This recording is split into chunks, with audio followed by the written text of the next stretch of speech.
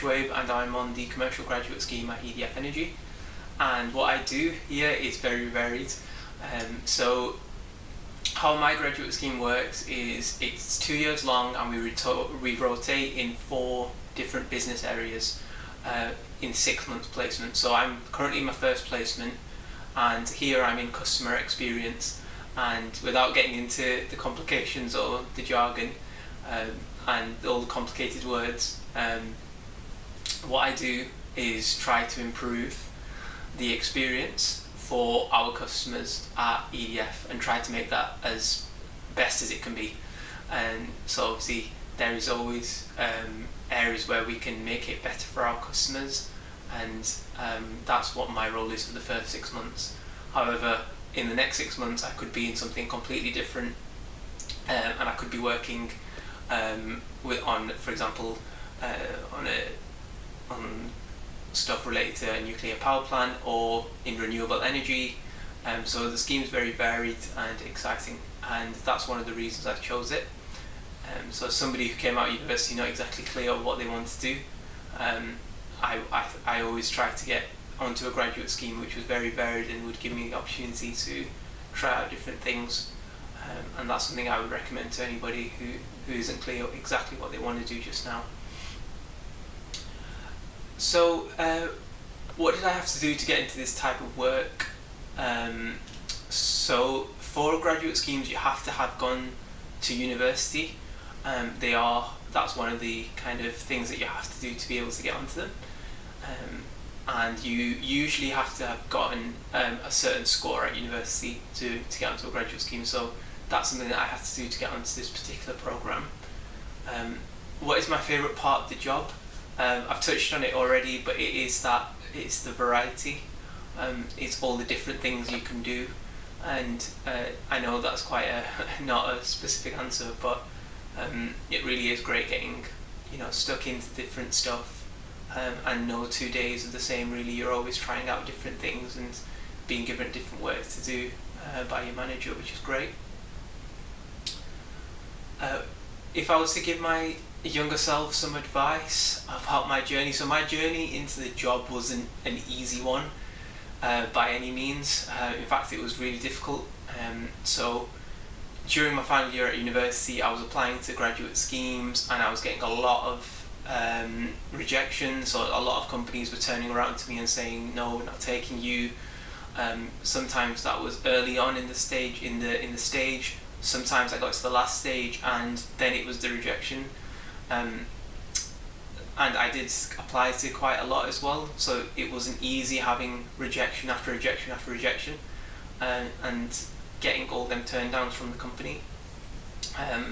However, so I ended up taking a year out just to kind of collate my thoughts, and in that year I applied to graduate schemes again, and that time around I didn't apply to so many, and within 2 months of applying I got the offer from EDF Energy, where I am now. So I think one of the things I'd say to my younger self was, I think at the time I was letting every time the companies didn't accept me, I was getting a bit upset by that, and that made me side on occasions, and I shouldn't have, because at the end of the day it's really hard to get into some of these companies, and so something I would say to my younger self was just to keep going, keep trying, which I did, but also I just accept all the failures that you have, because they are going to come at some point. What is the best piece of advice you received about your career journey? Do something that you enjoy, and that's the reason I've come onto this graduate scheme, to figure out what it is I enjoy, so I can do something after this program's done that I really do enjoy, and just not to get too focused on the money, because you're going to spend 5 days a week out of 7 doing a job. You might as well enjoy it, and not get too worked up about how much it earns, because that will come, but it's important, I think, to just do something you enjoy. Don't think about the money.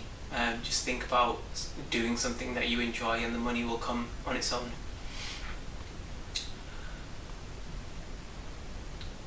What did you want to be when you were younger? So I wanted to be, when I was young, I probably wanted to be a racing driver, drive cars, and then I soon realised, yeah, that wasn't going to happen, or a pilot or something.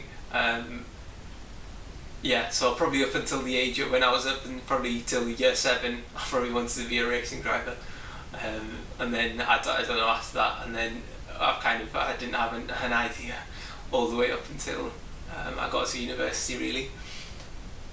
Who and what inspires you? I think people that inspire me, I can't pick one person. It's just people who really try and work hard, because them are the people I've tried to take inspiration from my life. So just generally people who are just committed to what they do. They really work hard, they try the best, and at the same time they just try to have a good impact on other people as well, and care for others as well. So I don't think I can think of any examples, and in terms of what inspires me, what inspires me is just to be kind of happy in whatever I do. Again, I'm not money driven, that's not something that's pushing me to work hard at this company and pushing me to work hard in this graduate scheme. It's about working hard so I can figure out what it is that I like doing and what it is I want to do when this 2-year program's finished. What was my big break? So my big break, what was it? I think it wasn't a massive break, but after I finished university and I graduated, and this was the year where I didn't get any graduate scheme offers, and it was a bit of a disappointment. But I went to Malaysia for 3 weeks as a part of my university program, and it was just great to go away and not think about what I was going to do when I came back, or the last year that had just gone, which was quite difficult for several reasons. Just get away, see a new country, see a new part of the world, make new friends, and that's something that I look back on now, and I'm sure I will for a lot of years to come as well. Do I have any final thoughts or words to share with any of you guys? Just kind of one probably final piece of advice is just try your best and work hard. A lot of your teachers, I'm sure, will say to you, it's important to work hard, you need to do your homework, you need to do this, you need to do that. And I can, when I was at school and I was your age, when teachers used to tell me that, it got boring, and I used to think, stop telling me, I need to do this and I need to do that. I know all this stuff, but now I've come to this age that I'm at now, I realise why they were always pushing me, because it really is so important to just try your best. Because what I've learned is I've not always been successful in everything I've done, but I don't think at any point in any step of my life, whether that was GCSEs or my SATs or A-levels or university or job applications, I didn't feel bad about myself or sad after that, because I always knew I tried and my best and I give 100% all the time. And if you have that approach your whole life, not only will you you will do well and you will achieve what you want to, but you'll also kind of have no regrets at the same time, and you'll go through life not thinking, I wish I would have done this, I wish I would have done that. And you'll kind of just progress, and knowing, and it's a great feeling knowing you tried your best. And if it comes off, great. If it doesn't matter, because you put everything into it. So that's what I want to finish on, and strive to do something that you enjoy, and especially don't give up, because throughout your school, throughout your mock exams, your GCSEs, you're choosing your GCSEs, through your A-levels or your apprenticeship, whatever you're going to do, you will face points where you're coming up against failure and you don't necessarily get things done the first time, but just it's so important to just carry on going and not giving up. So I'll end it there. And good luck to everybody with everything, and I hope this gives you a bit of a flavour of what I do and kind of how you can get there too.